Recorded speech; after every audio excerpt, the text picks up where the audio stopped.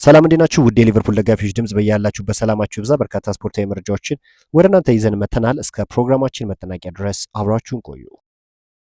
ፍሎሪያን ቨርትዝ ኢዛክ እና ኤክቲኬን የማስፈረም እድል አግኝቶ የትኛውም ክለብ ማለፍ እንደማይችል ይታወቃልና ሊቨርፑል የሚያደርገው ያ ነው። የእነሱ ዝውውር የሊቨርፑልን የቡድን ግንባታ ላይ የሚዛን ችግር እንደፈጠረ አይካደም። የጌሄን ዝውውርን አለመፈጸሙ አጠቃላይ የዚህኑ መልክ ቀይሮታል። ምናልባትም ዝውውሩ ተሳክቶ ቢሆን ኖሮ በሲቲ ቦታ ከአርሰናል ጋር ለዋንጫ የሚፎካከሩ ሊቨርፑል የመሆን ዕድሉ ከፍተኛ ነበር። የጌሄ ዝውውር እንዴት የሲቲን ክፍት የተከላካይ መስመር እንዳስተካከለው በቅርብ ሳምንታት አይተናል። ለወትሮም በመከላከል እንጂ በማጥቃት የማይታማው የፔፕ ቡድን ሌላ ቁልፍ ዝውውርን የሴሜኖ ዝውውር ፈጽሟል። ለቀሩት ሁለቱ ዋንጫዎችና ለሻምፒየንስ ሊግ ቦታ የሚፎካከረው ሊቨርፑል ሲዝኑን ለማዳን የሆነ ዋንጫ ማሸነፍና ቶፕ ፎር መጨረስ አለበት። በክረምቱ ግን ከፊት ሳይሆን የበለጠ ከኋላና መሀል ላይ በዝውውር በንቃት ሊሳተፍ ይገባዋል። የሞሳላ ተተኪ የሚል የቅንጦት ሀሳቡን መተው አለበት። ከ300 ሚሊዮን ፓውንድ በላይ ያወጣባቸው ኢዛክ ቨርትዝ እና ኤክቲኬ ለዓመታት ዋነኛ የጎል ምንጭ ሆነው የሞሳላ አሲስት እና ጎል ካልሰጡ ሲጀመር እነዚህን ተጫዋቾች ለምን አስፈረማቸው ማለት ይቻላል። ወሳኝ የሆኑ ቦታዎችን መድፈን ይኖርበታል። እስከሚገባው ድረስ የሞሳላን የወደፊት ተተኪዎች አንፊልድ ደርሰዋል። ግዴታም ሳላን ላይክ ፎር ላይክ ራሱን በመሰለ ተጫዋች አልተተካውም እና እሱ የሚሰጥ ሰርቪስ በሌላ መልኩ በሚሰጡ ልጆች ተተካዋል። ይህን ደግሞ ሊቨርፑል ያደረገ ይመስላል እና አሁን ሊቨርፑሎች በተለይም እንግዲህ የዝውውር ፖሊሳቸውን ጥንቃቄ የተሞላበት በሆነ መልኩ ይፈጽማሉ ተብሎ ነው የሚጠበቀው። በክረምቱ የዝውውር መስኮት ሊቨርፑሎች ልዩ ተሰጥኦ ያላቸውን ተጫዋቾች ወደ አንፊልድ ለማምጣት በርካታ የሆኑ ስራዎችን ይሰራሉ ተብሎም ይጠበቃል። ጆርጂ ማማርዳሽሊ ከዚህ በፊት ባሉት ጨዋታዎች ቤንች ስለመሆኑ እንዲህ ሲል ተናግሯል። የቀድሞ የግብ ጠባቂ አሰልጣኝ ሆሴ ማኑኤል አቾቶሬና በቫሌንሺያ ሳለው በምኞቴና በትዕግስት መካከል ሚዛን ማግኘት እንዳለብኝ ነግሮኛል። ስለዚህ ጠንክረ መስራት ቀጥል፣ እድልህን መቼ እንደሚመጣ ታውቀም። በእርግጥ ቀላል አይደለም፣ ምክንያቱም አንድ ግብ ብቻ ነው ያለው። ግን እንዳልኩት ካልተጫወትኩ ግድ የለኝም፣ በየቀኑ ጠንክሬ መስራት አለብኝና ያ ብቻ ነው። ጊዜ ይመጣል በእርግጠኝነት ምናልባትም በዚህ ዓመት ላይሆን ይችላል፣ ግን ጊዜ ይመጣል ሲል ማማርዳሽሊ ወጣት ከመሆኑ አንጻር ወደፊት እንግዲህ እድል እንደሚሰጠው እምነት እንዳለው ነው የተናገረው። ግብ ጠባቂው በጣም ጥሩ የሚባል እንዲሁም ክለቡ ሊቨርፑል ባይሆን ኖሮ በየጨዋታዎች እድል የሚሰጠው አይነት ተጫዋች ነው ተብሎ ይጠበቃል። አሊሰን ቤከር በመኖሩ ነው ግብ ጠባቂው በየጨዋታዎች እድል እያላገኘ የሚገኘው እንጂ አቅም እንዳለው በሚገባ አሳይቷል። በትናንትናው ዕለት እንግዲህ ሊቨርፑል በጋላታሳራይ 1-0 በሆነ ውጤት ተሸንፏል። ከሜዳ ውጭ ተጉዞ ነው ጨዋታውን ያደረገው። አጠቃላይ ጋላታሳራይ ለሁሉም ክለብ የሚከብድ አይነት ክለብ እንደሆነ ይታወቃል። ሊቨርፑሎች ብዙ የጎል እድሎችን ቢያገኙም ነገር ግን ወደ ጎል የመቀየር ንጻሪያቸው ዝቅ ያለ ነው ማለት ይቻላል እና ክሊኒካልነት የሚጎለው ክለብ ነበረ በትላንትናው ሊቨርፑል። ይህንን ነገር በሚገባ ማስተካከል እንዳለበት ፍንትው አድርጎ የሚያሳዩ አጋጣሚዎችን መመልከት ችለናል እና እንዳጠቃላይ እንግዲህ ሊቨርፑሎች በቀጣይ ውድድር ዘመን ብዙ ማስተካከል ያለባቸው ቦታዎች እንዳሉ በሚገባ ፍንትው አድርጎ የሚያሳይ ነው። በመሀል ክፍል እንዲሁም በተከላካይ ስፍራ ላይ በጣም ሶሊድ የሆነ ተከላካይ ያስፈርማሉ ተብሎ ይጠበቃል። ታዲያ ከተከላካይ ጋር በተያዘ ከሪያል ማድሪድ በተጨማሪ ሊቨርፑልም ኒኮ ሽሎተርቤክን ይፈልጋሉ ተብሏል። ይህ ተጫዋች እንግዲህ ለበርካታ ጊዜ ከሊቨርፑል ጋር ስሙ ሲያዝ ነበር። ምናልባትም ሊቨርፑሎች ጠንክሮ የሚሰሩ ከሆነ ተጫዋቹን ያገኙታል ተብሎ ነው የሚጠበቀው። ምክንያቱም በዝውውር ሊስታቸው ውስጥ ያስገቡት መሆኑ ፍንትው አድርጎ የሚያሳይ ነው።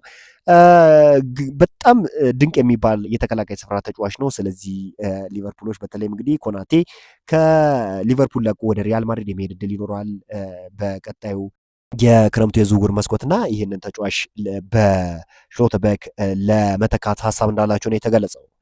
ከዛ ውጪ ሊቨርፑል የቀድሞ የአስቶን ቪላ መስመር አጥቂ ከሙሳ ዲያቢ ጋር ንግግር አድርጓል። የሳውዲው ክለብ አሊታድ ተጫዋች የሆነው ዲያቢ ዋጋው ወደ 35 ሚሊዮን ፓውንድ ይጠጋል ተብሎ ይጠበቃልና ይህንን ድንቅ ተጫዋች ከዚህ በፊት የነበረው አቅምና አሁን እንግዲህ እያሳየው ያለ አቅም አንድ ባይሆንም ነገር ግን ሊቨርፑል አቅሙን አውጥቶ እንዲጠቀም ልክ እንደ ሪያን ግራቨንበርክ ይረዷል ተብሎ የሚጠበቅ ክለብ እንደሆነ ይታወቃል። ተጫዋቾች ወደ ሊቨርፑል ሲመጡ በብዛት እንግዲህ እንዲሁም በዘንድሮ የውድድር ዓመት ይህን መመልከት አልቻለም እንጂ ከዚህ በፊት እንግዲህ ተጫዋቾች ወደ ሊቨርፑል ሲመጡ ብቃታቸውን አጉልተው የመጠቀም እድላቸው ከፍ ያለ ነበርና ከዛ ዛር ሙሳ ዲያቢ ወደ ሊቨርፑል ቢመጣ የሚሰጠው ግልጋሎት እጅግ የላቀ ነው ተብሎ ነው የሚጠበቀው። ነገር ግን ሌሎች አማራጮችንም ይጠቀማሉ ተብሎ ይጠበቃል። ሞር ፈሰስ የሚያደርጉት ግን ሊቨርፑሎች በጣም አንገብጋቢ በሆነ ቦታ ላይ ይሆናል ተብሎ ይጠበቃል። በተከላካይ ስፍራ፣ በመሀል ስፍራ ላይ እንዲሁም በክንፍ ቦታ ላይ ተጫዋቾችን ይመለከታሉ ተብሎ ይጠበቃል። የአርቢ ሌዝቢጅ ተጫዋች ያን ዶማንዴ በዚህ ክረምት የሊቨርፑል የማጥቃት ቡድናቸውን ለመጨመር በሊቨርፑል ዝርዝር ውስጥ ቀዳሚ ሲሆን አሁንም ቁጥር 1 ኢላማቸው ሆኖ ቀጥሏል ተብሏል። እንግዲህ ይህ ተጫዋች በአርቢ ሌዝቢጅ ቤት እያስመለከተ ያለው ነገር በጣም የሚገርም ነውና የበርካታ የአውሮፓ ክለቦችን ቀልብ እንደሳበ ይታወቃል። ተጫዋቹ ግን ወደ ሊቨርፑል መሄድ ነው የሚፈልገው። ከዛ አንጻር ሊቨርፑል ዝውውሩ ቀለል ይልለታል ተብሎ ነው የሚጠበቀው ከሌሎች ክለቦች አንጻር፣ ምክንያቱም የተጫዋቹ ምርጫ ወደ ሊቨርፑል መሄድ ነው። ከዛ አንጻር እንግዲህ ሌሎች ክለቦች እንደነ ማንቸስተር ዩናይትድ እንደ ሪያል ማድሪድ አይነት ክለቦች ቢፈልጉት እንኳን ተጫዋቹ ያለው ፍላጎት ወሳኝ ከመሆኑ አንጻር ወደ ሊቨርፑል የመሄድ እድሉ ላቅ ይላል ወይም ከፍ ያደርገዋል ማለት ነው። ቨርጂል ቫን ዳይክ እንግዲህ ከትላንትናው ጨዋታ በኋላ እንዲህ ሲል ተናግሯል። ብዙ ድሎችን ፈጥረናል፣ ግን ብዙ ድሎች አምልጠውናል። በመጀመሪያ አጋማሽ ወደ ግብ ለመድረስ በጣም ተቀርበናል ብዬ አስባለሁ። እነዚህ ድሎችን ተጠቅመን ወደ ጎል መቀየር በጣም አስፈላጊ ነው። ከፍተኛ ጫና ባለበት ድባብ ውስጥ ጥሩ ቡድን ጋር ተጫውተናል ብሏል። እንግዲህ ቨርጂል ቫን ዳይክ እንግዲህ የሚወደድ ተጫዋች እንደሆነ ይታወቃል። በጣም የሚገርመው ነገር ተከላካይ ሆኖ ጎሎችን የሚያስቆጥር በሚቸገርበት ሊቨርፑል በሚቸገርበት እንግዲህ ጊዜ ካምባክ እንዲያደርግ የሚረዳ አይነት ተጫዋች እንደሆነ ይታወቃል። አቅም ያለው ፖቴንሻል ያለው ተጫዋች እንደሆነ ይታወቃል እና ከዚህ አንጻር እንግዲህ ይሄ ተጫዋች አሁንም ለሊቨርፑል እየሰጠ እያገለገለ ያለበት መንገድ በጣም የሚያስገርም ነው። የሊቨርፑል አሰልጣኝ አርነ ስሎትም ከጨዋታው በኋላ እንዲህ ብሏል። እድል ሲያገኙ በህይወታቸው ውስጥ የመጨረሻው እድል እንደሆነ አድርገው ይጫወታሉ ጋላታሳራዮችን። እኛ ግን አንዳንድ ጊዜ 10 ተጨማሪ እድሎች እንደሚመጡ እናስባለን። ከዚህ ትምህርት መማር አለብን ብሏል እና ከምንም በላይ እድሎችን መጠቀም ወሳኝ እንደሆነ ነው አርነ ስሎት የተናገሩት። ይህ ለሁሉም ክለብ ነው፣ ለአንድና ለሁለት ተጫዋቾች ብቻ ሲሆን ለሁሉም ክለብ አስፈላጊ እንደሆነ በሚገባ አሳይቷል። እና የትላንትናውም ጨዋታ ፍንትው አድርጎ ያሳየው ይህንን ነው። ሊቨርፑል ከዚህ በፊት በክሎፕ ጊዜ የሚለይበት ነገር ምንድን ነው?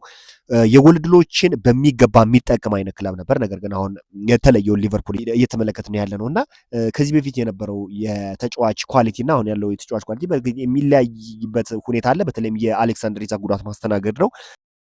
ፕሮፐር የሚባል የራስ መተማመን ላይ ያለ ተጫዋች አይደለም እና ከዚህ በፊት ያለው ሜንታሊቲ ከዚህ በፊት ያለው ጎል ማስቆጠር በኒውካስል ቤት ያሳየንን ነገር ሲያሳየን አልተመለከትንም በሊቨርፑል ቤት እና አሁን ግን ምናልባትም ወደ ጎል ማስቆጠር እየተመለሰበት በነበረበት ጊዜ ነው እንግዲህ ተጫዋቹ ጉዳት ያስተናገረው እና ከዚህ አንጻር ተጫዋቹ ላይ መፍረድ አይቻልም። ነገር ከጉዳቱ ከተመለሰ በኋላ የድሮውን አሌክሳንደር ኢሳክ እንግዲህ እንመለከታለን ተብሎ ይጠበቃል። ተጫዋቹ ግን ድንቅ ብቃት ከዚህ በፊት ሲያስመለከት እንደነበር ሁላችንም እናውቃለን። በሊቨርፑል እንግዲህ በቀጣዩ የውድድር ዘመን እንግዲህ ለዋንጫ ይፎካከራሉ ብዬ ከምገምታቸው ክለቦች ውስጥ ሊቨርፑልን በግንባር ቀደምነት ነው ማስቀምጠው። አንዳንድ የሚስተካከሉ ፖይንቶች አሉ፣ ሊያስተካክላቸው የሚገባ ጉዳዮች አሉ። ነገር ግን እነዛን ማስተካከል የሚችል ከሆነ ሊቨርፑል በቀጣዩ የውድድር ዘመን እንግዲህ የዋንጫ ተፎካካሪ ይሆናል ብዬ ገምታለሁኝ። በተለይም በዝውውር ፖሊሲው ላይ በአጠቃላይ ዝውውሩ ላይ መስተካከል ያለባቸው ጉዳዮች እንዳሉ ግን ፍንትው አድርጎ የሚያሳይ ነው።